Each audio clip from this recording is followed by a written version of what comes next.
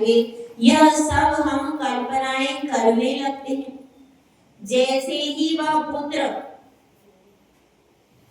माता के गर्भ में आता है और माता क्या सोचती है, इसको डॉक्टर बनाएंगे, इसको इंजीनियर बनाएंगे, यह बहुत बड़ा बनेगा और मेरी खूब सेवा करेगा। अब तो कोई नहीं सोचता, क्योंकि पता है जो गांव में रहने वाले हैं उनको भी पता है और जो शहर में रहने वाले हैं उनको भी पता है कि हमारे बच्चे, चाहे बेटा हो चाहे बेटी, साथ में कोई नहीं रहती।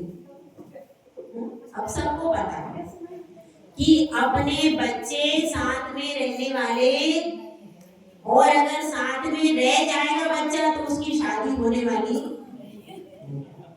अगर वह बाहर पढ़ता होगा, बाहर ही सर्विस करेगा और अच्छा पैकेज है, तभी उसकी शादी संभव होगी। तो होगी शादी, लेकिन बहू तो बाहर ही रहेगी, तुम्हारी सेवा करने को नहीं आएगी, वो त्योहार मनाने को आएगी बस।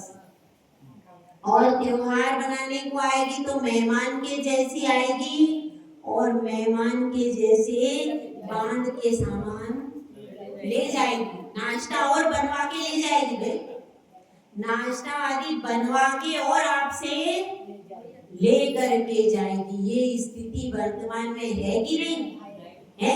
यह स्थिति वर्तमान में चल रही है, विसंगति है कि बेटियां गांव में आना नहीं चाहती, बेटियां शहर में ही जाना चाहती हैं।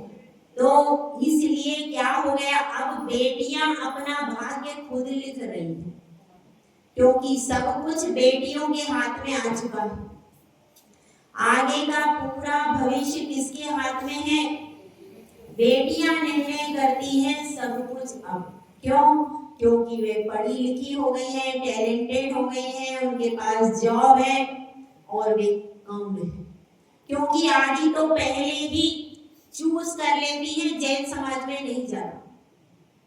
आधी बेटियां तो पहले ही चूज कर चुकी। अब आपके पास बची हाफ और आपके पास बालक है फुल, तो क्या होगा? चूज कर, उसके बाद वो चूज करेंगी बॉम्बे, दिल्ली, महानगर, उसके बाद उससे छोटा, उसके बाद पैकेज, उसके बाद उनको सास ससुर नहीं चाहिए, तो मामला बहुत गंभीर होता जा रहा है। ऐसे गंभीर समय में जबकि सब कुछ कैसा हो रहा है, केवल आधुनिकता की चकाचौंध में और पाश्चात्य सभ्यता की चकाचौंध में बेटियों की नजर अंधी हो गई है। उनको सेवा नहीं दिख रही है, उनको धर्म नहीं दिख रहा है, उनको सिर्फ क्या दिख रहा है? धन दिख रहा है। बस केवल उनकी नजर किस पर है? केवल और केवल धन के ऊपर नजर टिकी हुई है। तो यहाँ पर बता रहे हैं परिग्रह क्या है वे? पुण्य है कि पाप? परिग्रह पाप है कि पुण्य? बताइए। परिग्रह पाप है, लेकिन जो भी सामग्री मिलती है वो मिलती पुण्य से ही है। चक्रवर्ती को 96,000 6 खंड 32,000 मुकुटबद्ध राजा काहे से मिलते? पूर्व भव का पुण्य होता है तब ही मिलते। पूर्व भव में वह सम्यक दृष्टि होता है, दान आदि देता है और व्रतों को अंगीकार भी करता है। यह सारे कार्य वह करता है, उससे पुण्य का संचय होता है और उसको चक्रवर्ती पद प्राप्त होता है। यह समझना। इसीलिए परिग्रह है क्या? परिग्रह अपने पास संचित होकर के रहे तो है पाप, और उस संचित परिग्रह को आप भोगो, यह भी पाप। लेकिन वह है पुण्य का फल। क्या है? पुण्य के फल से आज आपको जिनकुल मिला, पुण्य के फल से ये जो कुंभनाथ भगवान बैठे हैं, ये पुण्य के फल से मिले, ऐसे नहीं मिले। पूर्व भाव में कुछ आपने किया है तभी आज यह कुंतुनाथ भगवान, यह नगर, यह सारी चीजें, उत्तम कुल, और आपको सबसे ज्यादा शांति कहाँ है? केवल अहिंसा परमो धर्म में ही सबसे ज्यादा शांति है। बाकी आप देख लीजिए सारी अशांति कितनी अशांति। शांति अगर किसी में मिल सकती है तो कब? जब हम अहिंसा परमो धर्म को स्वीकार करें। तो चारित्र में सच्ची शांति है। अगर कोई व्यक्ति चारित्र धारण करता है, शुरू में बड़ी टेंशन होती है, सोले का खाना पड़ेगा, जाना आना सब सीमित हो जाएगा, बाजार जाना भी कम हो जाएगा, हमारे जो खाने पीने के सामान है बाजार के वो भी कम हो जाएंगे। तो इस तरह से बहुत सारी चीजें उसकी कैसी हो जाती हैं? छूट जाती हैं। बहुत सारी चीजें उसकी कम हो जाती हैं, सीमित हो जाती हैं, छूट जाती हैं। लेकिन शुरू में तो थोड़ा थोड़ा लगता है, लेकिन जब उस चीज में अपन कैसे हो जाते हैं, जब वो चर्या का अभ्यास हो जाता है तो वो आनंद आता है, जो आनंद कभी भी मिलता नहीं है। इसीलिए कहा है, नर काया को सुरपति तर से सो दुर्लभ प्राणी। जो आनंद एक चतुर्थ गुण स्थानवर्ती सम्यक दृष्टि श्रावक को आता है, उससे दुगना चौगुना आनंद आता है पांचवें गुण स्थानवर्ती जीव। उसको बहुत आनंद आता है। जो चौथे में है उससे ज्यादा, और आगे आगे आनंद बढ़ता ही जाता है, कम नहीं होता। विषय भोगों का आनंद तो क्षणिक, वह तो मन और इंद्रियों से मिलने वाला है, मजा है वो तो। लेकिन यह जो आनंद है, जब यह व्यक्ति समझता है, क्या समझता है?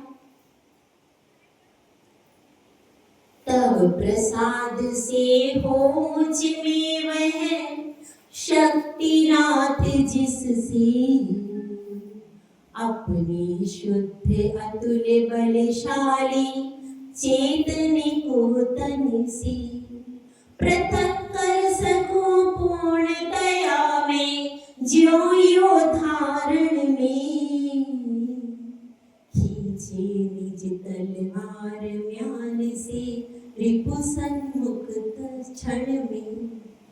उसको लगता है कि कब यह शरीर अलग हो और कब मेरी आत्मा न्यारी हो जाए, ऐसी अनुभूतियां उसको होने लगती है। वह सामायिक में ध्यान करता है कि ये शरीर अलग हो जाए, यह सारे संकल्प विकल्प समाप्त हो जाए। वैसे ही उसका जीवन वेल सेंटर्ड हो जाता है स्वयं में, क्योंकि बाहर की वस्तुएं, बाहर के विकल्प धीरे धीरे छूटने लगते हैं। यह सारा जो चारित्र है, यह आनंद की भूमिका है, आनंद की नींव है आपके लिए।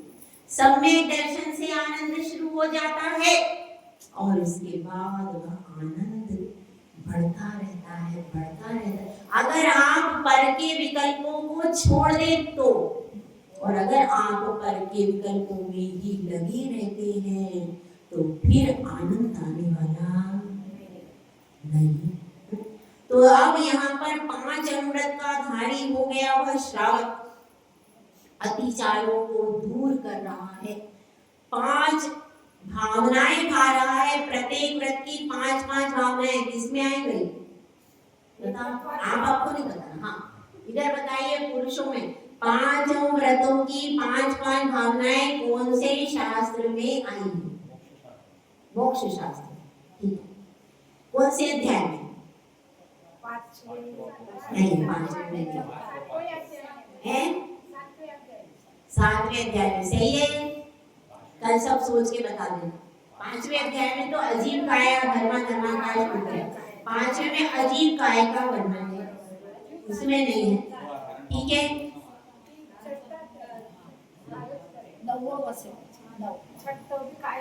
ठीक है, आप सब कल देख के सोच के आ जाना, ठीक है। अब अपन आगे बढ़ते हैं। 5 अमृत के द्वारा जो नींव तैयार की थी, अब शिष्य पूछता है कि मैंने अष्टमूल गुण की नींव तैयार कर ली है, अब ये महल ऊपर का कैसे बनेगा? यह जो आपने कहा है कि 12 व्रतों का क्या बनता है, महल बनेगा। एक श्रावक तो अभी उतने में ही रहेगा ना। तो यह जो महल बनेगा, तो यह महल कैसे बनेगा? 5 अनुव्रत की अष्टमूल गुण में ही 5 अनुव्रत आ गए समंतबद्ध महाराज के अनुसार। तो उसने क्या नींव भर ली है खूब अच्छे से। अब नींव तो भर ली, अब आगे ऊपर का महल कमरा बनाना है। तो कमरा बनाने की बात चल रही है। तो अब आचार्य श्री ऊपर का कक्ष कैसे बनेगा इसकी बात आपसे कह रहे हैं। देखिए गाथा नंबर है 67, निकालिए। दिग्व्रत मनर्थ दंड व्रतश्च भोगोपभोग परिमाणम् अनुग्रहणाद गुणानाम् माख्यांति गुणवतान् नार्यः। गुणव्रत किसको कहते हैं? परिभाषा एक बार मैंने बताई थी। किसको कहते हैं? जो 5 अनुव्रतों की रक्षा करता है। अब नींव के ऊपर यदि आपने मकान नहीं बनाया, कमरा नहीं बनाया, तो वह नींव सुरक्षित रही क्या? नहीं रही। जड़ है केवल, अब वह जड़ में से अंकुर भी फूट गया तो अंकुर अभी कोमल है, कोई भी पशु उसको चर सकता है। और जब उसमें बड़ा वृक्ष तैयार हो जाए, तना आ जाए, तो वह वृक्ष कैसा हो जाएगा? मजबूत हो जाएगा, उसको कोई भी आसानी से हिला नहीं सकता। समझ में आई बात? तो इसलिए यहाँ पर कह रहे हैं अब नींव भर गई। कब भरी थी नींव बताइए? 5 अष्टमूल गुण से नींव भर गई, लेकिन वह नींव सुरक्षित कैसे रहेगी? क्योंकि अगर जड़ बार बार दिखती रहेगी तो कोई भी उस जड़ को क्षति पहुंचा करके वृक्ष को नष्ट कर सकता है। इसीलिए नींव को कैसा कर देते हैं? दबा देते हैं, छिपा देते हैं और उसके ऊपर खड़ा करते हैं भवन। तो अब इसमें बताया है जो अनुव्रतों की रक्षा करता है, अनुव्रतों में वृद्धि करता है, वह क्या है? दिग्व्रत। तो वह दीवारें होती हैं, वो स्तंभ होते हैं जो नींव को छुपा देते हैं, उनकी रक्षा कर देते हैं, उनको मजबूती प्रदान करते हैं। और ज्यादा करते हैं कि नहीं? अब वह जड़ थी लेकिन उसके ऊपर तना आ गया, तो अब जो जड़ आसानी से उखाड़ी जा सकती थी, छोटे छोटे अंकुर, अब उसको उखाड़ना आसान है क्या? नहीं। तो इसलिए क्या होता है? इसलिए ये क्या कहलाता है? गुणव्रत। जो गुणों को बढ़ाए वो क्या है? इतना तो आप समझ सकते। जो मूल जड़ है, आधार है, नींव है, वो क्या है? वह है अष्टमूल गुण। और गुणव्रत मतलब जो गुणों को बढ़ाए, जो अनुव्रतों की रक्षा करे, वह सब क्या है? गुणव्रत। यह गुणव्रत की परिभाषा है। तो गुणव्रत की परिभाषा के बाद में यहाँ पर आचार्य श्री नाम बता रहे हैं। पहला गुणव्रत का नाम क्या है? दिग्व्रत। पहले का नाम क्या है? दिग्व्रत। दिग्व्रत का मतलब क्या होता है? दिशाओं का परिमाण करना। दिग्व्रत। दिशाएं कितनी होती हैं? 10। कौन कौन सी होती है? 10। हाँ बताओ। 4 ऊपर और नीचे ऊपर। कितनी होती है दिशा?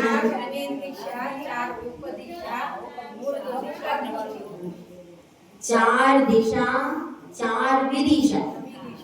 ठीक है, क्या हो गया? 4 तो दिशाएं हैं और 4 विदिशा। जैसे अपन परिक्रमा लगाते हैं, ऐसा ही समझ लो जैसे पहली दिशा हो गई पूर्व। अब परिक्रमा लगाएंगे तो पूर्व से कहाँ आएंगे? दक्षिण की ओर। तो दक्षिण और पूर्व के बीच में कौन सी दिशा होगी? विदिशा। इसको विदिशा भी कहते हैं। तो ये हो गई आग्नेय। उसके बाद फिर परिक्रमा लगाएंगे तो कौन सी दिशा आएगी? उसके बाद पश्चिम दिशा आएगी। पश्चिम, दक्षिण और पश्चिम के बीच में कौन सी दिशा आएगी? नैऋत्य आएगी। और उसके बाद कौन सी आएगी? उसके बाद उत्तर दिशा। उत्तर दिशा के कहां से? दक्षिण और उत्तर के बीच में आएगी वायव्य। और कितनी हो गई? ये पूरी हो गई। ईशान रह गई। ईशान आती है पूर्व और उत्तर के मध्य में। पूर्व और उत्तर का कोना जो कि भगवान के लिए अच्छा रहता है, घर में पूजा घर के लिए शुभ रहता है, ईशान का कोना, वह क्या कहलाता है? वह ईशान दिशा कहलाती है। इस प्रकार से 10 दिशाएं होती है, अधो और ऊर्ध्व, नीचे और ऊपर। मतलब इसमें 10 दिशाओं में क्या किया जाता है? परिमाण कराया जाता है। दूसरा है अनर्थ दंड व्रत। इसका जैसे नाम ही पता चल रहा है, क्या? जिस कार्य का कोई अर्थ नहीं है, जिस कार्य का कोई प्रयोजन नहीं है, उस निष्प्रयोजन कार्य को नहीं करना, इसको क्या कहते हैं?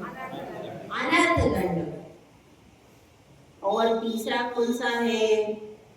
भोग उपभोग परिमाण। भोग और उपभोग के परिमाण का व्रत। और नीचे लिखा ही हुआ है अणुग्रहणाद गुणानाम। गुणानाम मतलब जो अणुव्रतों को बढ़ाते हैं। अणुग्रहणाद मतलब बढ़ाना। अणुव्रतों को बढ़ाते हैं, जो अणुव्रतों की रक्षा करते हैं, उनको बढ़ाते हैं। मतलब यह समझ लेना, जितने भी व्रत हैं वो एक दूसरे के क्रॉसमेट्स नहीं, वो एक दूसरे के सहायता करते हैं, एक दूसरे के सहयोगी बन के करते हैं। ऐसा नहीं हो सकता कि जो पहले व्रत बताए वो दूसरे आपस में कट जाएं। कटने वाला काम जिनवाणी का नहीं है। जो पहले कहा है पीछे भी क्या होगा? उसका समर्थन भी होगा। कभी भी ऐसा नहीं हो सकता कि पूर्व में कोई बात कही है और बाद में उसका पाठ हो जाए, उसका उल्लंघन हो जाए। ऐसा हमारी जिनवाणी में नहीं। इसीलिए कहते हैं अनुलंघनी, इसका उल्लंघन नहीं होता। अगर पहले कह दिया सम्यक दर्शन मोक्ष का मार्ग है, तो सारी पूरे ग्रंथों में सम्यक दर्शन मोक्ष मार्ग ही कहलाए। वह ऐसा नहीं हो सकता कि कहीं पर कह दे कि मिथ्या मार्ग। कहेंगे क्या?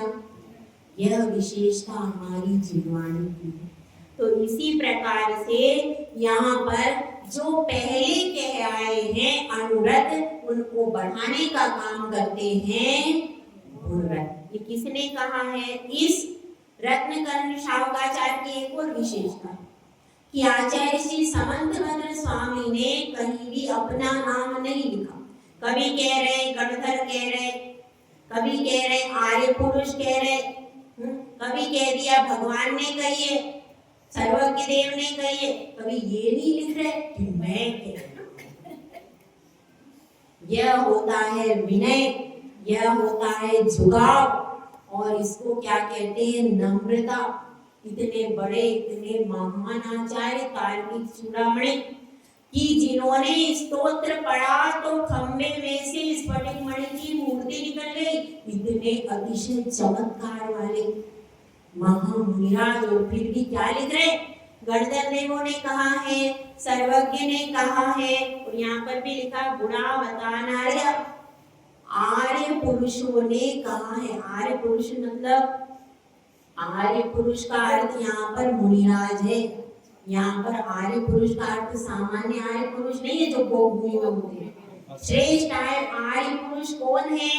अरहंत भगवान, गणधर परमेष्टि, वो उनकी बात, क्योंकि आर्य में भी श्रेष्ठ आर्य की बात सुनना यहाँ पर ठीक है, तो यहाँ पर ये उनकी विशेषता, इतने बड़े होकर के भी लघुता है, नम्रता है, विनय भाव है, और विनय भाव का चंदन जिसके माथे पर रहता है वह हमेशा ऊपर और आगे बढ़ता ही रहता है। ऐसे आचार्य परमेश की। तो अब अपन पढ़ते हैं आगे की गाथा में कि यह दिग्व्रत क्या है। दिग्व्रत का लक्षण क्या है यह आगे की गाथा में बताया। दिग्वलयं परिगणितं कृत्वा तोऽहं बहिर्नास्यामि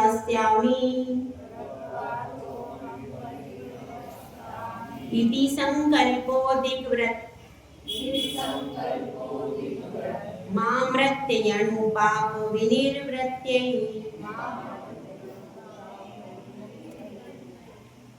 दिग्वलयं परिगणितं, अब ये 10 दिशाएं, ये टोटल क्या बन जाएगा, वलय बनेगा कि नहीं, बन जाएगा।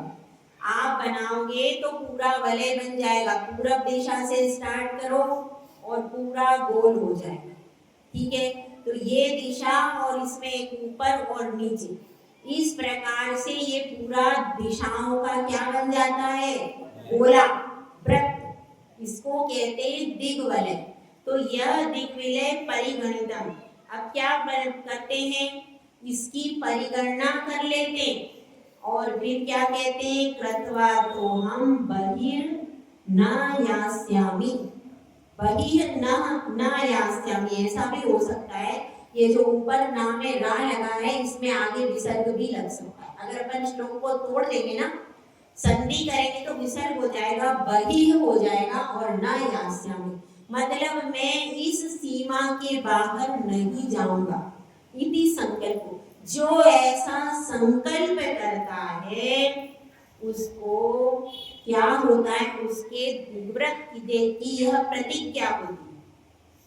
और यह दिग्व्रत कैसा होता है, मामृत्यनु पाप विनिवृत्ते, और उसके बाहर जो उसने सीमा निर्धारित की है उसके बाहर थोड़ा भी पाप उसको अब नहीं लगता। क्यों कि आपने बाहर की सीमा निर्धारित अपनी कर, जैसे किसी का नियम हो मैं भारत के बाहर नहीं जाऊंगा, तो अब अमेरिका में पाप हो रहा है कि नहीं, वहां पर शराब भी पी रहे, वहां पर मांस भी खा रहे, वहां पर दुनिया भर के पाप हो रहे, तो क्या उसको उस क्षेत्र का पाप लगेगा, नहीं। क्यों, क्योंकि उसने नियम कर लिया मैं भारत के बाहर, और जिसने नियम नहीं किया उसको लगेगा, उसको पूरे क्षेत्र का लगा, उसने कोई क्षेत्र की मर्यादा नहीं की है। तो इसलिए यहाँ पर बताया दिग्व्रत मामृत्य यणु पाप विनिवृत्ते, यानी अणु थोड़ा भी पाप उसको नहीं लगता है, थोड़े भी पाप की विनिवृत्ति यानी निवृत्ति हो जाती है। ये इसकी विशेषता है कि दिग्व्रत लेने से मर्यादा के बाहर सब कोई भी पाप, थोड़ा सा भी पाप उसको मर्यादा के बाहर का, इसीलिए लिया जाता है क्या, दिग्व्रत, ताकि पाप जो है वह पूरे पाप का तो त्याग नहीं कर सकता, लेकिन वह सीमित क्षेत्र अपना बना लेता है कि भाई मैं जहाँ जाता नहीं, जहाँ से मेरा कोई संबंध नहीं, उस क्षेत्र का तो मैं त्याग करूं। क्या अभी आप कौन की बात है, अभी तो मर्यादा की बात बताई जा रही है कि उसको मर्यादा करनी चाहिए, ठीक है, और जीवन भर की मर्यादा करना चाहिए। तो इसमें कोई अगर बाहर फोन करता है विदेश में तो वह वैसा भी नियम ले सकता है। इतने हार्ड नियम आज की डेट में लोगे तो आज की डेट में मोबाइल के बिना चलता ही नहीं है भैया, तो ऐसा कोई नहीं ले पाएगा। तो वर्तमान के अनुसार भी वो कम से कम जाने का त्याग कर रहा है, वो बात यहाँ पर जाने के त्याग की अपेक्षा से बात, जाने के त्याग की अपेक्षा से बात है कि वह जा नहीं रहा, जितना लिखा है उतना ही समझो, एक्स्ट्रा मत जोड़ो। समझ में आएगा? जो आचार्यों ने लिखा है, जितना लिखा है उतना ही इसको समझना। अब इसके जब अतिचार आए तब आप बात करना, अभी अतिचारों की बात नहीं चल रही, अभी तो उसको मर्यादा करनी है। और किसी को अभ्यास रूप में पालन करना है तो वो कह सकता है कि भाई मेरे बेटे विदेश में रहते तो केवल उनसे मोबाइल पर बात करूंगा, लेकिन जाऊंगा नहीं। तो जाने में ज्यादा हिंसा होती है कि मोबाइल से बात करने में? जाने में ज्यादा हिंसा होगी, तो कम से कम वो उतने पाप से तो बचा। तो कम से कम कुछ तो उसने स्वीकार किया। अब उसके बेटे बाहर हैं, तो अगर आप ऐसा करोगे तो वो तो कभी ले नहीं पाएगा, क्योंकि बच्चे तो बाप पिताजी से बात करेंगे ही करेंगे। तो ऐसी और ऐसी विषम समस्याएं आज की डेट में जैन परिवारों के जो भी इंटेलिजेंस बच्चे हैं, तो कम से कम 20% बच्चा बाहर विदेश में। इंदौर में एक जैन कॉलोनी है, वहां पर ज्यादातर बच्चे उनके सारे इंटेलिजेंट सारे बाहर हैं। तो फिर क्या करेगा? अकेले माँ बाप दोनों बूढ़े, कल से उनको प्रॉब्लम हो जाएगी तो क्या करेंगे? जो वर्तमान की परिस्थिति है वो मौज शौक के लिए करे हुए गलत चीज है, लेकिन अब क्या करें? उनकी बीमारी हो जाए, उनकी परिस्थिति हो जाए तो किसको बोलेंगे? अपने परिवार के अलावा किसी को बोल सकते हैं ना? नहीं बोल सकते। कोई सुनेगा क्या? कोई नहीं सुनेगा। इसलिए वो परिस्थिति। तो अभी तो अपन इसको देखते हैं, अब इस कैसे मर्यादा करनी चाहिए। एक गाथा और अपन पढ़ लेते हैं 69 नंबर की। देखो, मकरा कर सरी दटवी गिरिजनपद योजना मर्यादा प्राहुर दिशा दशाना प्रतिसंहारे प्रतिधानी। कैसे दिग्व्रत की मर्यादा की जाती है, ये आपको बता दिया। 10 दिशाएं हैं, ये आपको क्लियर हो गया कौन कौन सी हैं। अब आगे बात चल रही है मर्यादा कैसे की जाती है। सबसे पहले मकराकर। मकराकर का अर्थ क्या होता है? जिसमें मगर रहते हो ऐसा समुद्र। मकराकर मतलब आकर मतलब समुद्र, मकर यानी क्या? मगरमच्छ। मगरमच्छ से समझ लेना, बड़ा जंतु बताया तो उसमें मछली रहती है, वो समुद्र नहीं, ऐसा मत समझना। अगर बड़ी वस्तु की बात कह दी गई है तो छोटी वस्तु उसमें समाई थी। जैसे हाथी के पैर की बात आ गई तो उसमें सारे छोटे पैर समा जाते। तो इसलिए क्या हो गया? मकराकर। उसके बाद सरिद, सरित निकलेगा इससे। सरिद 8वीं शब्द है, इसमें संधि विच्छेद करेंगे, यहाँ पर व्यंजन संधि हुई है तो होगा सरित। सरित यानी नदी और 8वीं यानी जंगल। सरित यानी क्या होगा? सरिता नदी, 8वीं यानी जंगल, गिरी मतलब पर्वत, और जनपद, जनपद मतलब जैसे ये गांव है, गांव है, शहर है जहाँ पर लोग रहते हैं। और योजनानी, उसमें योजनों की मर्यादा करना। प्राहुर दिशाम दशाना, इसी प्रकार से क्या करना? 10 दिशाओं की प्रतिसंहारे प्रसिद्धानी। और जो प्रसिद्ध हो, जिस समुद्र को कोई जानता नहीं है, जिस सरिता को कोई जानता नहीं है, और जिस जंगल को कोई जानता, उसकी मर्यादा कर लोगे तो कोई मतलब निकलेगा क्या? नहीं, उसकी मर्यादा नहीं करनी गई। जिसको सारी दुनिया जानती है, जो प्रसिद्ध है, उसकी मर्यादा। और जो आपके आसपास है, जहाँ आपका आवागमन होता है, वहां की मर्यादा करनी है। और कब तक करनी है? जीवन भर की मर्यादा की जाती है दिग्व्रत में। रोज रोज की नहीं कह रहे, जीवन भर के लिए आप नियम करते हो इसमें कि उस समुद्र के बाहर नहीं जाएंगे, उस सरिता के बाहर नहीं जाएंगे, उस जंगल के बाहर अथवा उस पर्वत के बाहर नहीं जाएंगे, और अथवा उस शहर के बाहर में ऐसी मर्यादा की जाती है। तो ये कैसे की जा सकती है? तो प्रसिद्ध पर्वत है जैसे हिमालय, किसी ने कर दिया कि हिमालय के बाहर, और कश्मीर है तो कश्मीर के बाहर नहीं जाएंगे। अब कोई नदी हो, अब जैसे कोई नदी हो, कावेरी नदी, जैसे गंगा नदी या कावेरी नदी, तो उस नदी के बाहर मैं नहीं जाऊंगा। और किसकी मर्यादा की जाती है? और समुद्र का भी हो गया। अब ये सब क्या हो गया? ये सब मर्यादा करने के तरीके बताए गए। हाँ, आजीवन मर्यादा करने के तरीके बताए गए। रोज रोज का ये है ही नहीं दिव्यव्रत, वो देश व्रत है। समझो ये चीज अलग है। ये दिव्यव्रत जो लिया जाता है जीवन भर के लिए लिया जाता है, आगे पीछे आएगा इसमें। यह जीवन भर के लिए ही लिया जाता है। अब जैसे आप मर्यादा ले सकते हो कि हम भारत देश के बाहर केवल 5 देशों में जाएंगे, ये होगी मर्यादा। 5 देशों से ज्यादा हम नहीं जाएंगे। ये क्या नियम हुआ कि नहीं नियम हुआ? भारत के बाहर अगर विदेश में जाएंगे तो 5 देशों से ज्यादा नहीं जाएंगे, ठीक है? अब ये नियम हुआ कि नहीं? अब कोई और क्यों 5 देश? कभी कोई परिस्थिति हुई तो जाना हुआ। कुछ लोग ऐसे कर लेते हैं कि भाई हमारा परिवार का रिश्तेदार रहता है तो हमको वहां जाना पड़ेगा, मगर हम बाहर घूमेंगे, सिर्फ उनसे मिलने के लिए कभी जाना पड़े, ऐसा भी लोग नियम लेते। कुछ लोग 2 देशों की छूट लेके नियम ले लेते, ये भी नियम है। 2 देशों की छूट है, बाकी हमारा सब क्या, ये जीवन भर के लिए दिया जाता है। इसलिए इसको सोच समझ करके मिलना, क्योंकि नियम एक बार ले लिया तो फिर तोड़ा। इसीलिए इस नियम को आजीवन जब भी नियम लो सोच समझ के लो, और उससे आपको छूट भी उसमें पहले शुरू में रख लो। पहले शुरू में हर नियम में छूट रख लेना चाहिए। क्यों?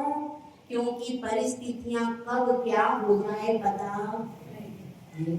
इसीलिए कुछ छूट उसमें रख लो, ताकि स्टार्टिंग, ऐसा नहीं कह रही कि हमेशा ही रखना चाहिए, लेकिन जब आप कोई भी नियम को स्टार्ट कर रहे हो तो कभी भी बहुत लंबे समय तक मत लो उसको, थोड़ा थोड़ा लो, थोड़ा थोड़ा करके बढ़ा लो। क्योंकि अगर आपने लंबे समय तक लिया और आप उसको अभ्यास रूप में नहीं रख पाए आगे कंटिन्यू, तो नियम तोड़ने का डर रहता है। तो इसलिए इसमें समझा रहे हैं, देशों की ज्यादातर मर्यादाएं करवाते हैं। तो अब पर्वत आदि की होती नोट इसमें बता दिया गया है, लेकिन ये प्रोसीजर इजी पड़ता है। क्या कि भारत को छोड़ करके 5 देशों को ये लोग इजीली ले भी लेते, नाम नहीं है, कोई भी 5 देश, कोई भी 10 देश, कितने जाओगे आप? जो मन भारत में लगेगा भारतीय व्यक्ति का, वो बाहर क्या लगेगा? लगता है क्या? हाँ, जो वहीं पैदा हुआ हो इंग्लैंड अमेरिका में, उसका लग जाए, क्योंकि वो है। लेकिन आपका जन्म यहाँ हुआ है तो आपका मन बाहर लगने वाला, और जिसको गुरुओं से लगा हो, कहते हैं अमेरिका बहुत अच्छा है, वो अच्छा है। हम कहते हैं जहाँ पर निर्ग्रंथ गुरुओं के चरण नहीं पड़े वो अच्छा हो कैसे सकता है? हो सकता है। वही भूमि पवित्र है जहाँ पर चलते फिरते तीर्थों के चरण छूने को आपको मिलते, जहाँ पर उनको आहार देने को मिलता है। वही भूमि कैसी है? पवित्र है। इसलिए जो भारत है वो महान है और महान ही रहेगा। क्यों? क्योंकि इसमें निर्ग्रंथ गुरुओं का विचरण होता है। तो यहाँ पर बता रहे यह भी सरल है दिव्यव्रत, कोई कठिन है। अब 5 देशों का रख लो, ज्यादा आपको 10 देशों का रखो स्टार्टिंग, ये रख सकते हैं कि नहीं? रख सकते, कठिन नहीं है कि आपने सिर्फ, और आप नियम करो मेरा सिर्फ जाने का त्याग है, ये भी देख लेना। बाकी किसी चीज का नियम नहीं करना। क्या क्या नियम है इसमें? केवल जाने का त्याग है उस जगह का, बस इतना ही नियम इसमें बताया। ठीक है, तो अपन अब धीरे धीरे आगे बढ़ रहे हैं। कम से कम नियम आ रहे हैं, इतनी आचार्य महाराज ने मेहनत करी, तो अपन कम से कम अभ्यास रूप में तो उसको कोशिश कर ही सकते, कर सकते हैं कि नहीं, कर सकते हैं। तो ऐसा ही आप भी कोशिश कीजिए कि भाई हम भारत को छोड़ करके 5 देशों की छूट, ज्यादा से ज्यादा 10 देश, और कितने में जाओ, है ही क्या वहाँ कुछ भी नहीं है, पूरी वहाँ पर शील नहीं है, वहाँ पर संयम नहीं है, वहाँ पर तप नहीं है, वहाँ पर त्याग नहीं है, वहाँ पर गुरु नहीं है। मंदिर है, मंदिर तो है वहाँ पर। अमेरिका में सबसे ज्यादा जैन समाज है भाई, आपको पता होगा। अमेरिका में, कैलिफोर्निया में, इनमें सब जैन समाज भरी पड़ी है, बहुत है, मंदिर भी है वहाँ पर। अब वो संस्कारित है कि नहीं ये तो वो लोग ही जानते, उनमें संस्कार किसने दिए हैं यह बात स्पष्ट नहीं है, लेकिन मंदिर वहां पर है। तो दिग्व्रत को ले सकते हो आप लोग, ये कठिन नहीं, इसमें कोई सोले का नहीं खवा है, तो ले सकते हैं कि नहीं। यह नियम हम ले सकते हैं कि भारत को छोड़कर 10 देशों के अलावा हम, अगर 10 देशों का भी कोई नियम लेता है, कम से कम बाकी के इतने सारे देशों का तो उसका त्याग हुआ कि नहीं, आराम से हो गया। अब इस बुढ़ापे में 70 साल में तुमको कौन 11वें देश में लेके जाता है, कौन लेके जाएगा? 10 देशों में भी तुम घूम पाओगे क्या? कहाँ घूम पाए? लेकिन अपनी तृष्णा तो है ना, इसीलिए तृष्णा के कारण नियम लेने में क्या हो जाता है, पीछे हटते। तो इसलिए इसमें अपने को ज्यादा विचार नहीं करना। भारत से बढ़कर के अच्छा देश दूसरा नहीं है। तो अपने भारत पर, अपने जिन धर्म पर श्रद्धा करो, विश्वास करो और इस नियम को ग्रहण करो। जय बोला जय सुंदर सागर महाराज की।